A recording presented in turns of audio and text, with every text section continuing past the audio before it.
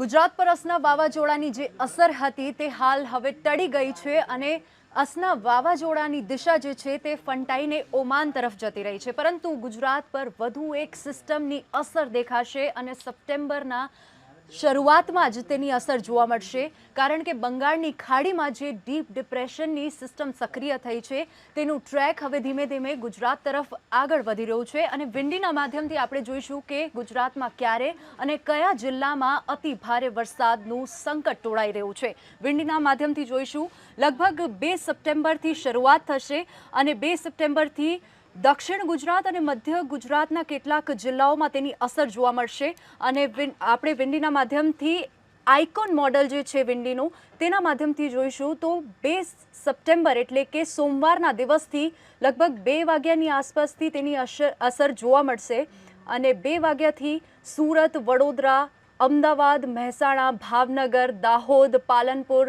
આ તમામ જે જિલ્લા છે ત્યાં અતિ ભારે વરસાદનું સંકટ ટોળાઈ રહ્યું છે। ફરી એકવાર ગુજરાતને ભારે વરસાદ મેઘરાજા જે છે ગમરોડી નાખશે, કારણ કે બંગાળની ખાડીથી જે સિસ્ટમ સક્રિય થઈ છે તે ગુજરાતના કેટલાક જિલ્લાને ગમરોડી નાખશે। અમદાવાદ, વડોદરા, ભાવનગર, સુરત, વલસાડમાં તેની અસર જોવા મળશે।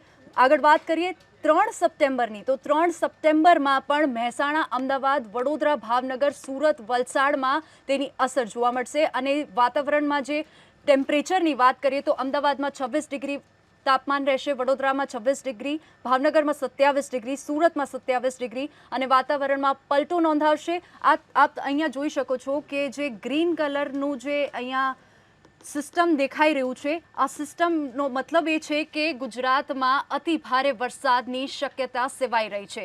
આગળ વાત કરીએ 3 તારીખની તો 3 તારીખમાં પણ મધ્ય ગુજરાતના કેટલાક જિલ્લાઓમાં તેની અસર જોવા મળશે અને 4 તારીખ સુધીમાં રેડ કલર આપ અહીંયા જોઈ શકો છો। આ રેડ કલર એટલે કે અતિ ભારે વરસાદ દક્ષિણ ગુજરાતના કેટલાક ભાગોમાં વરસી શકે છે।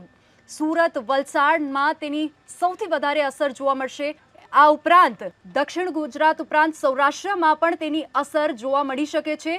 સાથે સાથે જામનગર, દ્વારકા, જૂનાગઢ, ઉના આ તમામ જિલ્લામાં પણ વાતાવરણમાં પલટો નોંધાઈ શકે છે। 3 તારીખથી લઈને 5 તારીખ સુધીમાં સૌથી વધારે ગુજરાત પર તેની અસર દેખાઈ શકે છે।